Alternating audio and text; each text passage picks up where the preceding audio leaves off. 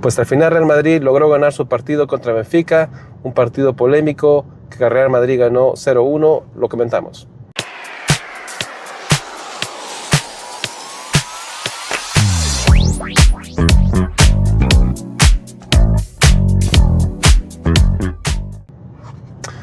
Hola gente, hola madridistas.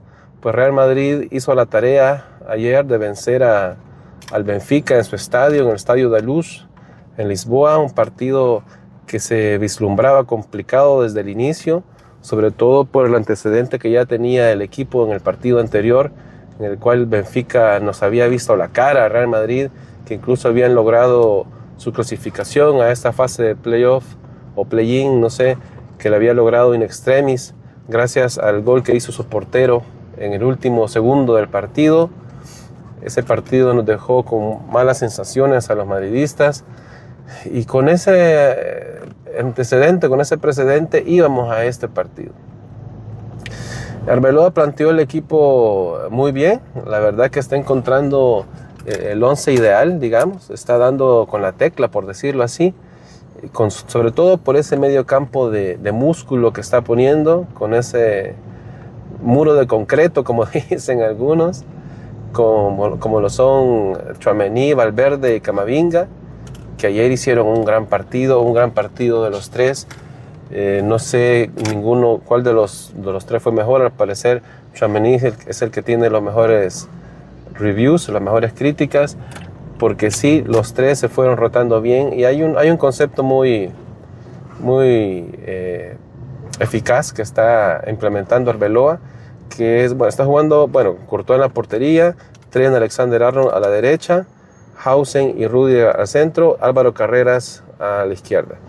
Entonces, los que están en los laterales, que son Álvaro Carreras y Trent Alexander-Arnold, tienen adelante quien los cubra si ellos se van adelante a atacar. Si se cubren entre ellos, es decir, si Álvaro Carreras pica un balón, llega, entonces su marca, su sector Camavinga, él lo cubre abajo. Entonces, en el lado derecho, Valverde y Trent Alexander-Arnold hacen la misma función, igual para combinarse por el lado derecho. Trent Alexander-Arnold, Valverde, Güler, hacían buenas triangulaciones. Entonces eso es lo que les está funcionando. Camavinga y Valverde, los dos han sido laterales, han sido jugadores que han probado esa posición de lateral izquierdo y derecho respectivamente.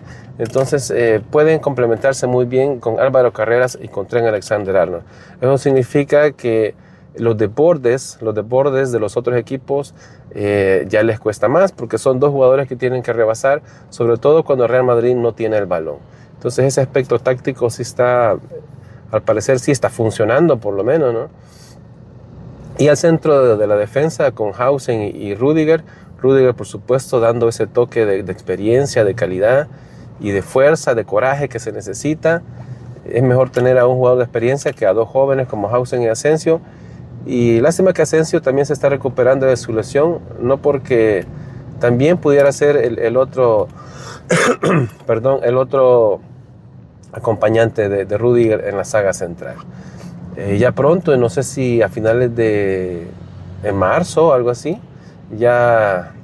o en mediados de marzo ya pudiéramos estar pensando en Militao, pero por el momento Hausen y Rudiger son los defensas que están en buena salud. Ojalá Rudiger tampoco se le exija mucho, que empiece a rotar, porque si no se va a volver a lesionar, ya tampoco es un juvenil.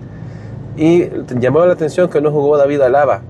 Ayer Arbeloa en los últimos partidos la ha estado metiendo en los últimos minutos, pero ayer no fue el caso.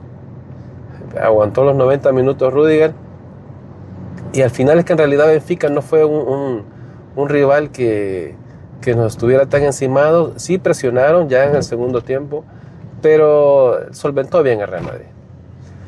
Pero bien, al final del partido el Benfica empezó a dominarlo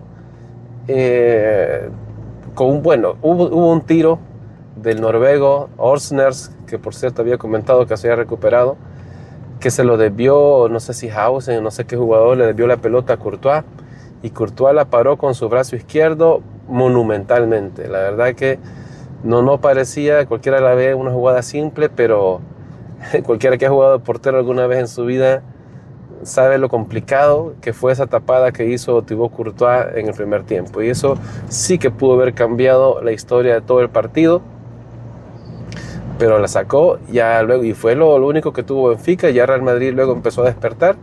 Después de la media hora de partido, ya se fue encontrando más Güler con Vinicius, con Mbappé. Ya subió más Valverde, subió más Trent.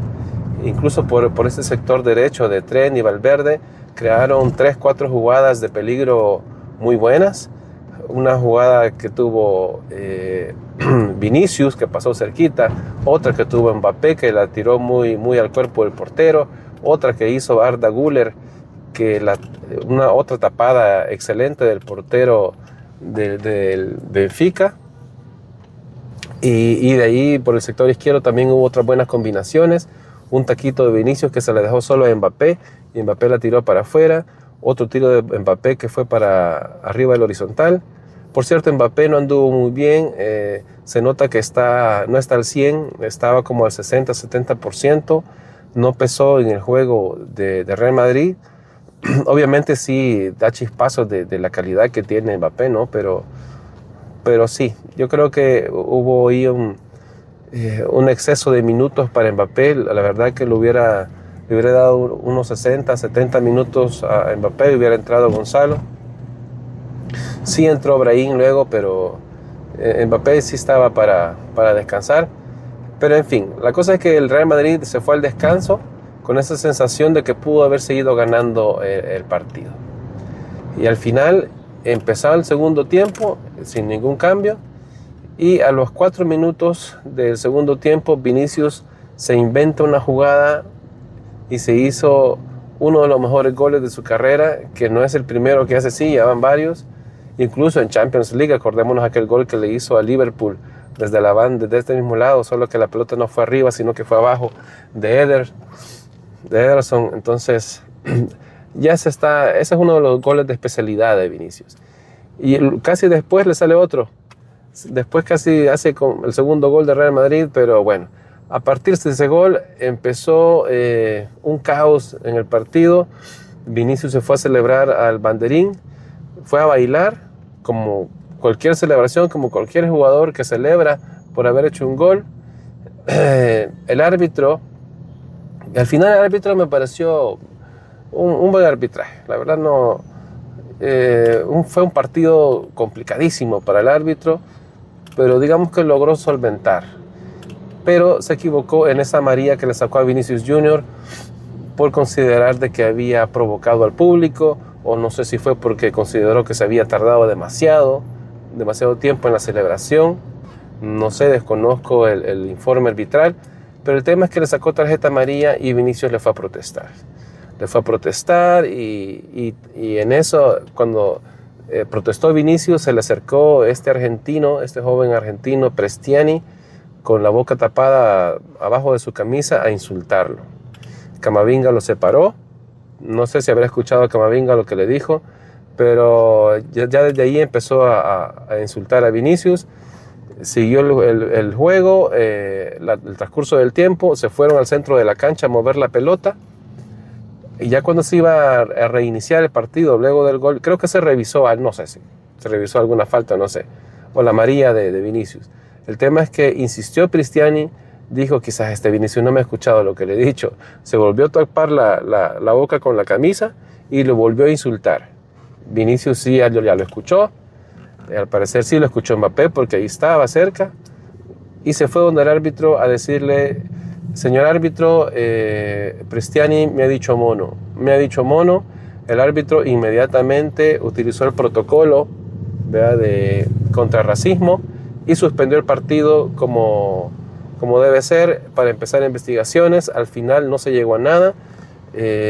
Mourinho se fue a hablar con Vinicius. No sé exactamente qué le habrá dicho. Dicen que le dijo de que por qué celebraste así.